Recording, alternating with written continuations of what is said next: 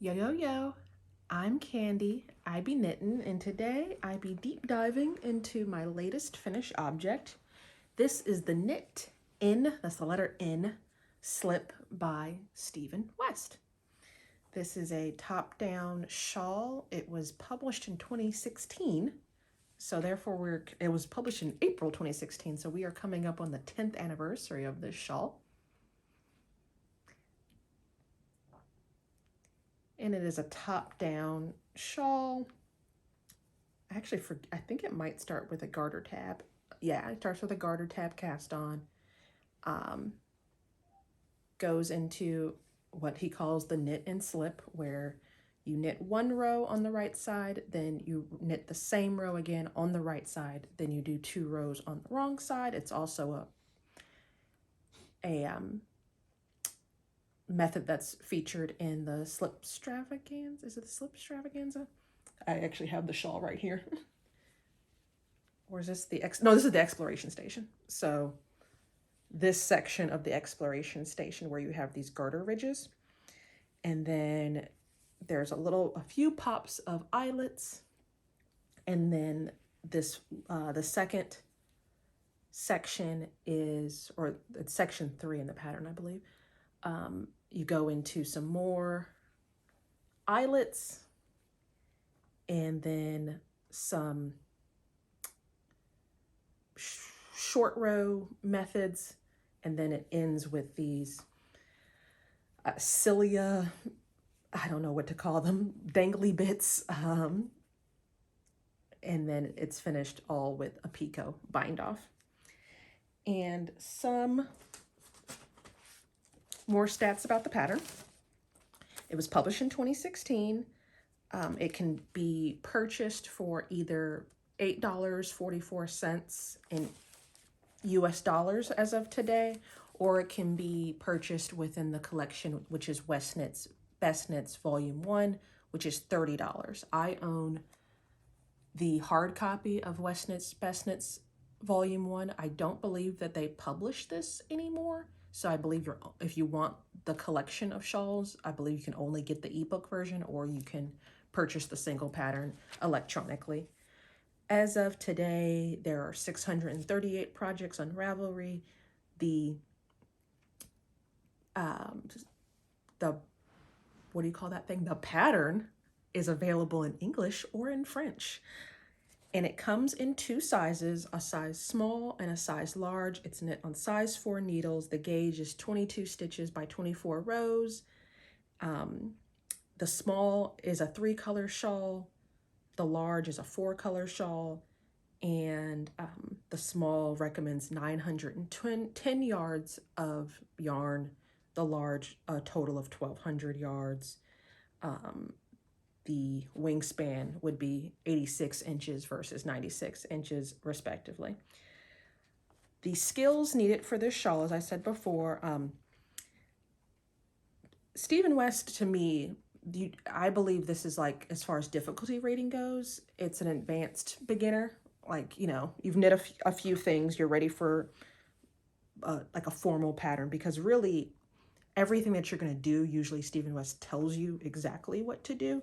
I would recommend knitting, purling. There is a garter tab cast on, but he doesn't say do a garter tab cast on. He tells you exactly how many to cast on and where to pick up, etc., etc. And a garter tab cast on, in case you don't know, is you knit usually it's like 3 or 4 stitches depending on the look of the final shawl, but you knit a few stitches and then you turn it sideways and pick up stitches on the side. And so what you end up with is a continuous garter border that's all facing the same direction when you finish the shawl. And some people don't care for it because it can create a little bit of a hump, but that's usually can be worked around in tension and in blocking. And honestly, this is where the top of my neck is, so no one's really going to see that piece. But mostly it's so you get this nice uniform border of garter stitches across the top, rather than if you were knitting top down, you would have the garter ridges going this way, and then then as you go out, it wouldn't have that same uniformity, long story short. There's a few yarn overs. There were some places where sometimes I get mixed up how I should do my yarn over. I don't believe it makes a big difference when you look at the final project, but a little bit of knowledge of how you need to do the yarn over in order to pick up the next stitch. He does have a section in the pattern where he has a video linked in the pattern where you do this effect with short row. Well, he doesn't have a video for the short rows. We'll get to that. But this section here where you see, I'm gonna call it I make you think of a good name for this. Dangly bit. When you do this dangly bit, you create this really big hole here. And you do that by wrapping the yarn over multiple times and knitting into your wraps. And he has a video about how to do that where he shows very close up on how to do that. So you really don't need to know that. His short row method is, he has a very, I don't think he invented the short row method, but the way he describes the short row method is always uniform throughout all of his patterns. But he doesn't say like, oh, do English short rows, do Japanese short rows. He'll just be like, you know, he'll tell you when to turn your work rather. What other? And then the picot bind off, same. He gives you directions about how to do a picot bind off, and it's fairly straightforward. So not a very complicated shawl at all. Definitely beginner friendly. The only thing, if you're an adventurous beginner, I would say is you end up with a lot of stitches. So if you're still in the mode where you want to finish things very quickly and get through things very quickly, this may not be the shawl if you're a complete beginner. I will say I do own the paperback book that was published in 2016, and there is an errata on the pattern, meaning there was an error in the original pattern and then they updated the original pattern. So if you have the electronic copy, if you update it to what Ravelry has today, it should be fine. But if you don't, you'll have to update the pattern. And that has to do with the stitch count. And honestly, the stitch count, I believe it's like very much near the end of the shawl. So if you're checking the stitch count against what they have in the pattern, it's immediately evident that something is wrong there, and the correction makes sense. I think it was like, it said that you were supposed to have like 500 stitches, and it's clearly you're supposed to have like over 1,000 stitches. So it's very obvious, but it's nice. I do like it when patterns have, when you're working on a shawl and the stitch count is there. So it's nice that they corrected that. So let's get into mine. This is my knit and slip. I did the small size, and I did mine in 2 colors, and my colors were these 2. Oh my goodness. I have notes that keep falling off the surface that I have my notes sitting on, so that's great. We're gonna put my notes up here. These are the 2 colors. This is the Bee's Knees by Urban Girl Yarns, which she does not dye anymore. I got this from the Creative Reuse store. And then this is Wild Iris by Bad Sheep Yarn. And I got this last year in Pensacola at a shop called Dixie Knits. They're both merino nylon. The only difference with the Urban Girl base is that it is a 2-ply. And a 2-ply, and it has 125 grams. And so that's why I chose to do this shawl in 2 colors, because I had enough yardage of just this one color to use it as color A and color C, or no, color B and color C.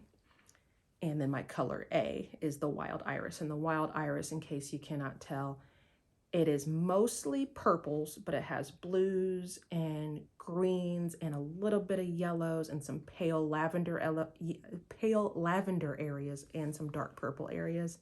And so you're getting like this complementary color effect. Stephen West's recommendation is that because you're doing 1 row in each color, as opposed to traditionally you would be doing 2 rows in each color if you were knitting flat,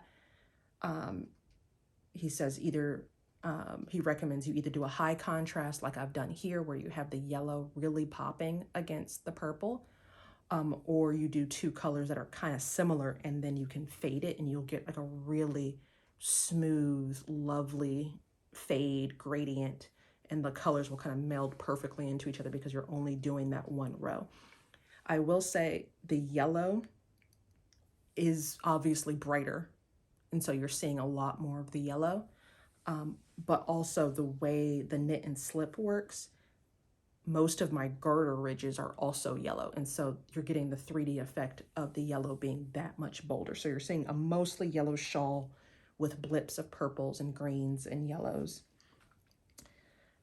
So I did the size small, which most people in the pattern said the small was plenty large, and the small is a good size, especially for this type of shawl that I would wear more in the spring over a light dress. I wasn't really looking for like a big blanket type situation.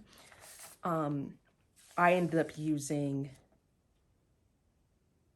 just over 700 grams, and I had about 20 grams left of each color. This is a traditional 100 gram. This, like I said, is 125 grams. I also didn't measure this, weigh it before I started, so it could have been more because I've noticed that her skeins that I've gotten have been up to like 135 grams. So I could have used more of this, I think. And so you'll definitely need one skein of your color A.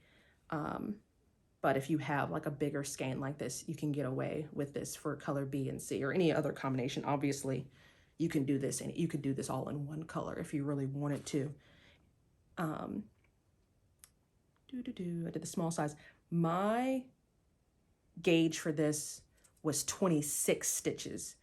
His gauge was 22 stitches. And so mine is smaller. But the thing I have found is, one, when I block, I could have blocked this to the exact gauge and the exact size, but I like these ridges to be, for the texture to show. Once I stretch this out too much, I lose a lot of that texture in there. And also I kind of just listen to how the shawl wants to kind of go as I'm blocking it. I didn't want to be too aggressive with it. Also, the other reason I would say is because as someone who has been doing a lot, I've been washing a lot of my hand knits because we're transitioning from winter to spring, and all of my superwash this is superwash yarn, and so it all grows. The wetter it gets, when you start soaking it and washing it multiple times, it's going to grow over time. And so I'm not really concerned with getting it to a particular size right now because I know it's just going to get bigger and bigger and bigger. And then I don't believe there's a way to shrink back superwash after a certain amount of time. So I was very thoughtful about how I blocked this. Also, because you're adding so many stitches down here, you get like a buckling effect down here. And so you can really stretch these out a lot because of these eyelets and the lace that's happening down here, but at the detriment of what's happening up here. So you have to kind of balance opening this up without stretching that too much. And it's kind of like a give and a take, especially when you're talking about knitting, because, you know, you pull it one way, it goes like this. You pull it this way, then it shrinks up like this. So it's all a kind of it's more of an art to blocking rather than being like, oh, the pattern says it should be 86 inches, so I'm going to stretch this thing 86 inches. Let's see, how long is it? I have about a 60-inch wingspan, and that's enough for me. I also don't need it to be super long. I would rather have my shawls be on the deeper side. The only other mod besides making mine 2-color is that when I got down to the bottom, I was 1 stitch off when I started doing these final rows here. You get into like some yarn overs down here, and I could not be bothered to figure out where the 1 stitch was missing. And so my picot is like, and it's literally at the end of the row. And so it really didn't throw it off too much. Let me see if I can find the end. Yeah, so technically the last picot should be right on this corner here, and it's right here instead. Yeah, I can't be bothered.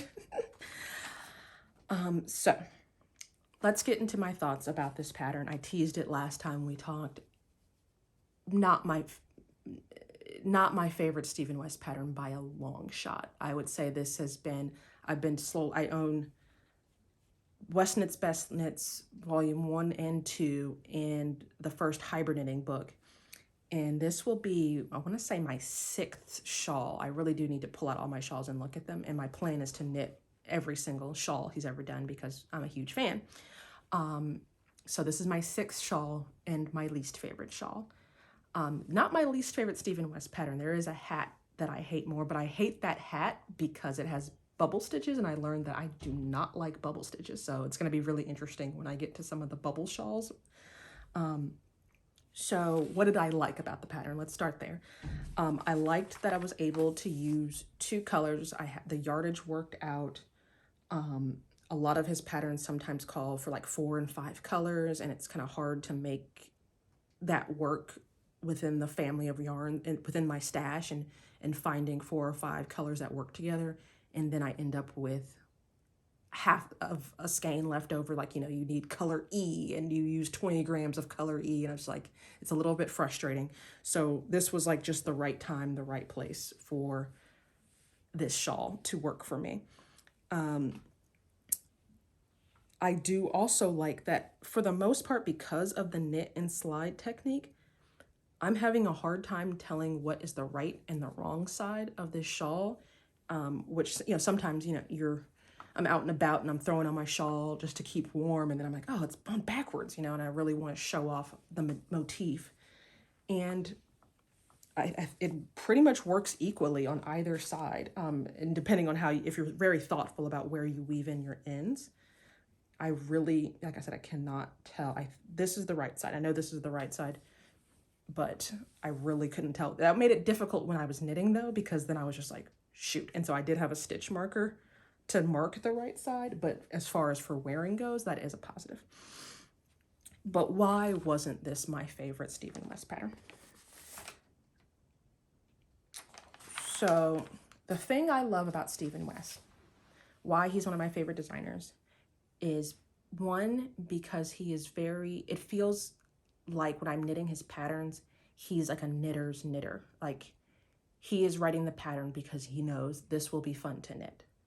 I am 100% a process knitter. It has to be fun. I don't care what, it could be the best, cutest sweater in the world. I'm not knitting it if I'm not having fun knitting it. And I feel like he really leans into the process side of it. And that is because, to me, the final product sometimes can look complex, but he's able to take very simple techniques and make them look very complex. And the simple techniques can be very meditative, and then you're in a very meditative, simple area, creating something very lovely. And then he'll switch it up and give you a new technique to do that might be a little bit challenging, but it pushes you a little bit more out of your comfort zone. So it's a very balanced experience, and just really encapsulates what I enjoy about knitting. That being said, the issue with this pattern is we have this knit and slide technique, which is simple and lovely, like I like from his patterns, but got to be incredibly tedious and boring. And, he throws in some eyelets to mix it up, but ultimately it was definitely a slog, and getting more and more stitches. It wasn't my favorite thing to do in the exploration station, and so I just knew it wasn't going to be my favorite thing to do here. But I got through it, and I got through it relatively quickly. Then we get down here, and we have these dealy wads. Well, first we had this yarn over section, which was bananas, and actually now you can see you're getting this nice little shape here of these eyelets. I don't know if you can see that, but it's like a triangle in between each of these dooley wands. And a critique I have of Stephen West, being a fan, is that these make gorgeous coffee table books. he is a former dancer. He comes from the dance world. He comes from the fine arts world. And so the photography is always spot on, always visually stunning, always interesting. What is difficult is finding a picture, particularly when you purchase the book, of just the shawl laying flat. What is the exact thing that you want me to do, sir? And what is it supposed to look like when it is done? That is difficult. And so in that respect, I do rely on the project pages on Ravelry. And if you go to I will have links below to my Ravelry page for this. I intentionally when I pinned this out to block it, I took close-up pictures of what this is and what it's supposed to look like. What I like to do when I do shawls like this is when I get to a certain multiple of motifs like this, I like to put stitch markers at regular intervals so that I can see, oh, I'm at this motif, so I just need to do this, you know? And I found it incredibly difficult to find the rhythm of what the final picture was supposed to be. And that's not just a critique of him. I think that's a lot of people are just like, you know, I love an artful picture, but just show me just lay it flat. Just show me what it's supposed to be. Which brings me to another kind of critique is that something I loved about Stephen West, when I first started knitting, I was incredibly intimidated by charts. I just was like, nope, I'm not doing it. I saw a chart and I would just freak out. And so I was just like, oh, wow, he's doing these really complex techniques, but he's telling me row by row by row by row by row. And so this will be very subjective feedback. When I got into charts, I was just like, wow, charts are so much simpler than I thought they were. And now I love charts. And so I have kind of changed my opinion about his patterns in that respect, because I'm trying to remember. I don't believe I've ever seen a chart, and correct me if I'm wrong, tell me like, oh, he's got newer patterns, but he's not a big chart person.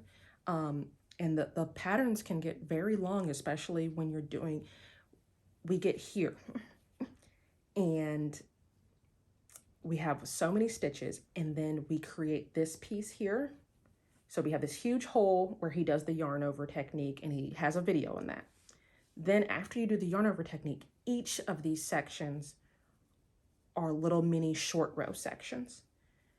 And slog upon slog, it took me literally days of, my 1 to 2 hours that I knit a day, days of those sessions, and then trying to keep my mind straight of what I'm working on and where I'm at to get all of these done. I really wish there was a way to represent this I don't believe the short rows could have been done in a chart. He literally has 28 rows telling you just how to do this piece right here, just this piece. But once you get up here with just the eyelets and stuff, I just felt like either a nice close-up of just the motif or a nice chart. Even if the chart doesn't tell you, oh, short row this or do that, if the chart was just a digitized version of this. That being said, I appreciate the yarn over video. I didn't need the yarn over video because I've done knitting into yarn overs before, but I would have appreciated a video on this short row section simply for the fact that you're knitting a shawl like this. It's a semicircle or a half circle, and you're going shoop, shoop, shoop, shoop, shoop, shoop, shoop. Then you get down here and you do all of these yarn overs, and you basically triple the amount of stitches. So you go from, like I said before, like 500 stitches to it's not triple, like 300 stitches to 1,000 stitches. And then you do these short rows, and I've since blocked this, so I can't show you the effect it was having, but basically this whole section here was bent the wrong way, and so it was kind of like this little weird flap hanging off of my thing, and I was like, oh, surely I've done the short rows wrong, because, when you're doing short rows, you're flipping back and forth, and so I was like, I must have flipped the wrong way And then so I took it out, did it again. It still looked so weird. And so I had to like kind of manipulate it, almost like origami, to get the effect of what I was looking for. So just like I said, a close-up picture, a chart, some sort of visual to show like, okay, you're on the right track, you're doing this okay. It's just gonna be weird until, and then once you start getting more structure around it, it does start to bend the right way, but it really didn't look right until I blocked it. And I was just like, oh, brain, which is cool that you created this shape that kind of just comes out of nowhere, but it was just like, bruh, because the thing is, I and maybe it's my own expectations, this doesn't look terribly complicated, does it? Which I guess is ultimately my overall critique of the patterns. It's like, oh, this will be a quick, simple 2-skein shawl. Boom, knit and slip, knit and slip. And I honestly thought this was just all yarn overs. And so my brain was not ready for the level of tedium and the number of stitches. More stitches than you would have done in a normal situation where you were working with a lace motif, because like you're doing multiple yarn overs into one stitch and then working short rows and then doing more yarn overs. And then so you can really see, like I said, how wavy the bottom is because of the amount of stitches that are down there. And so it's just supposed to be like this cute little lacy shawl, but I've done similar size shawls with very beautiful lace that did not give me a headache. I'll put it to you that way. So that's that. Final product is fine. But just what it took to get there, I'm like, would I knit it again? No. Sometimes I'm like, oh, maybe I would for the, no, I would not knit this again. Would I recommend the pattern to anyone else?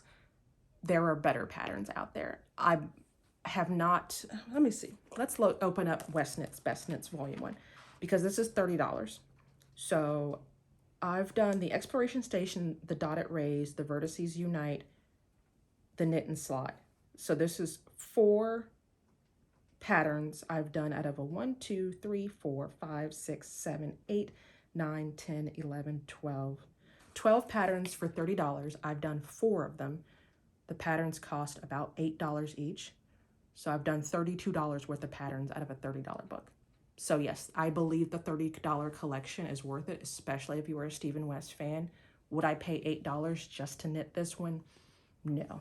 If you're looking to dabble into the world of Stephen West, I would probably more so recommend the Exploration Station, because then you can see if you like the techniques. This has brioche, it's got yarn overs, it's got the knit and slide, it's got eyelets. So for your $8, definitely start somewhere else. But for $30 and you want to knit a lot of other patterns, go for it. Give it a try. Let me know. As far as the yarn, this base by Urban Girl is my favorite. I'm really bummed she's not dying anymore. I hope Sheila is living her best life though, and she's happy whatever she's doing. But I love this base, and so I did. She ended up selling off the business, like did a clearance, and then after everything was said and done, she ended up donating everything that was left over to the local restore, or the craft resale store. And I went there and snatched as much of this up as I could because, like I said, generous yardage, 2-ply, just really enjoyable to knit with. But like I said, unfortunately, she's not dying anymore. This is my first time using this. This is the Bad Sheep yarn. I got 3 skeins of this in some different colors. I really like this a lot. This color is absolutely beautiful. So the other thing I'm thinking is maybe I shouldn't have done it with this bright yellow, because you're not really seeing all the nuance of the color in here. And so this is going to be one of my shawls. I'm going to wear it for a while, but I'm still going to consider the yarn in stash. Like if something better comes along that I can knit with this color, I would consider frogging this. Just because I do have a lot of shawls, and the experience was just to, hey, I want to knit all the Stephen West shawls. So I am open. Other than that, I probably will use this as a feature color in something, because it's, you know, 20 grams can get you some places. Like if you had 2 normal skeins, not the Urban Girl yarn skeins, and like a 20 gram mini, you could probably knit this shawl. I am proud of myself because like I said, Sheila ended up going out of business and selling this yarn last year. And then I went to Pensacola with my family last year. And so the fact that I bought these yarns in 2025 and used them Q1 2026, I believe deserves a pat on the back. I am finding that the longer I have knit, the more likely I am to use my newer yarn. Like I have yarn, I started knitting like 5-6 years ago, and so I have yarn that is 5-6 years old and I haven't used it yet. And I was like, maybe I should let that go, because when I go shopping, usually when I have like a laser focus for the things I really like and what I know I want to get. And so now I'm at the point where I'm like using more of the newer stuff, and I'm using the newer stuff almost immediately. And so that was pretty exciting. This is going to be nice. I hope, like I said last week, I'm like, I don't want to be like a negative Nilly, but I also want to give it to you straight. I don't want to just finish something and you're like, why didn't you ever talk about that? Because like I said, I am a huge fan. But it's just, you know, they can't all be winners. They really can't. And it's asking a lot. And it's like I said, it's a whole book with 12 patterns.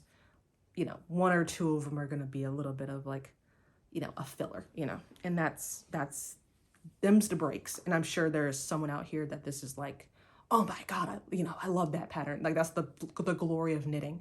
For everyone that loves fingering superwash yarn, there's someone that loves bulky chenille. There's someone that loves worsted weight farm yarn. There's someone that loves Stephen West shawls. There's someone that loves Andrea Mary sweaters, and there's room for all of us, and everyone can get what they love and they like. So I do want to end on a more positive note. Since I didn't have too much else to say about this shawl, I did want to just do a little quick chatty chat, and then I'll get out of your faces. Like I said, I did do some laundry this week. I've been cleaning up all of my yarn in my winter knits that I've been wearing all winter. I don't usually wash my sweaters all winter, and I wash them at the end of the winter. You can usually just air out wool over time, but you don't want to store it dirty, or that's how you get the bugs and the moths and all that kind of stuff. But I did want to share this with you because a lot of times people show new cast-offs and then you never see them again, and you don't know, how did the yarn wear? Did you end up actually wearing it? Did you like it? You know, what happened? So I wanted to share with y'all some tips and some mistakes that I made doing laundry this week. I don't know, I just was not in a good headspace. I think it's allergy season, and so I do machine wash some of my knits sometimes, and I want to show y'all a few things. I washed this vest. This is my worsted vest, and I did this with DK weight yarn. It's all superwash, and I washed it. It came out beautiful. I hadn't blocked it yet, and so I washed it and got like my funnel measurements and my gauge and all of that, and so now it is clean. But you can see 9 times out of 10, you wash superwash yarn in the washing machine, it comes out fine. The colors are still vibrant. The yarn is still maintaining integrity. I had a little bit of like pilling, and this is just a mix of all different DK weight yarns that were superwash that I had. And it came out really lovely. It grew a little bit with washing, which is what I expect. By the way, in case you're not familiar with superwash yarns, they grow. And so now, instead of being kind of like a tighter vest, it's more of like a relaxed fit, and I'm fine with that. So 9 times out of 10, you're gonna get this. I also washed my, these are Vesper sock yarn in the Progress Pride colorway. I washed these. I was really nervous about this because it's rainbow, and so I was just like, oh, it's gonna bleed into each other. Nope, came out fine. Hedgehog Fiber Co. came out fine. Looks as beautiful as the day I made it. This is my slouch neck cowl. It's one of the free cowl patterns. Go to. This is like one of the first like luxury items I knitted for myself, because I had some Hedgehog Fiber was that yarn that I like coveted when I started knitting, and so I knit myself a cowl, and I was like, oh, how luxurious is that to have, you know, this fancy yarn. I made it into a cowl, you know, and I love this. Like, this is like I wear this all the time. I wear it as a hat sometimes. Love this. Then we get into what happens 10% of the time you put your knits in the washing machine. I bought a green dress and I decided to throw it into the wash, and I was just kind of like putting things together and just not thinking. I did put color catchers into the wash, but this is my slouch head hat, which goes with my sock head hat, sock head cowl, sock head hat. And this did pick up some of the dye from that dress. And so this is Hope Made Yarn Co. And this was a white background. And now you can see it's like bluish, greenish with the speckles. It's a hat. It's not the end of the world. And it looks pretty intentional because it is on the white. But this is sometimes what happens when colors bleed. The first place the color is going to go is to undyed yarn. So any white place is going to pick up that color. Not super bummed about that, but something to be aware of. And then we get to my exploration station. This is a bonehead move on my part. Bonehead move on my part. Should not have put, I'm never going to put any of my shawls into the washing machine again. The thing that happened with this one, and this is Haynes House yarn and some Zen Garden yarn, and I forget who the fourth dyer is that's in this. This got a little washed out. Some of the colors kind of faded. I think that maybe the detergent was too harsh. Sometimes I'll put my washer on cool and the water still comes out relatively warm, so maybe the water was too warm. But yes, probably not a big difference to y'all because y'all aren't seeing the side by side, and I have like lighting in here. And also it was kind of obnoxious before, but I am an obnoxious person, so I like really bright obnoxious colors. So now it's like, it's gone from obnoxious to normal for me. This is normal for me, by the way. And so don't do laundry when you're in a foggy mood, and don't wash anything in the washing machine that you're not willing to. Like I said, that hat, I literally put it on my dirty hair every day. But my shawl, so I have been, but I have so much hand washing to do. The hand washing does get tedious, but I hand washed a lot today. I shaved all my sweaters, and now I'm slowly, because I only have so much room inside the house to dry. So like every day, I shaved all my sweaters earlier this week, and then every day I'm like hand washing 1 or 2 sweaters, hanging them up to dry. Then I gotta wait for them to dry, which is kind of difficult this time of year because we're in Virginia, so we go from 0 to 100 real quick. And so usually things dry really quickly when the heat is going, but when we start running the AC, it takes things a little bit longer. So I had some relatively damp things happening in the house. So I will not be machine washing this, even though it is, and I machine wash my socks all the time. I've never, and maybe because socks have more nylon, so the color stays with it more. But my socks usually stay relatively bright, you know, for something I'm walking around in the dirt in. But just wanted to share that little nugget with y'all. If you like this video, please like this video. If you didn't like it anyway. It's not gonna hurt anything. Share this with a friend, share this with an enemy. Give me your comments below. Who are some of your like go-to, I knit everything by this person, love this person designer? And have they ever done you wrong? I'm just kidding. Let me know in the comments. Are you a Stephen West person? Would you be interested in going on this escapade of knitting all of his shawls with me? Do you have any laundry tips for hand knits? Let me know all of those things. Yeah, like, comment, subscribe, follow me on Instagram. I'm candibknittin on Instagram. You can email me candibknittin@gmail.com. Those are all the things. Enjoy spring or fall, depending on what hemisphere you were in. Until the next time, peace.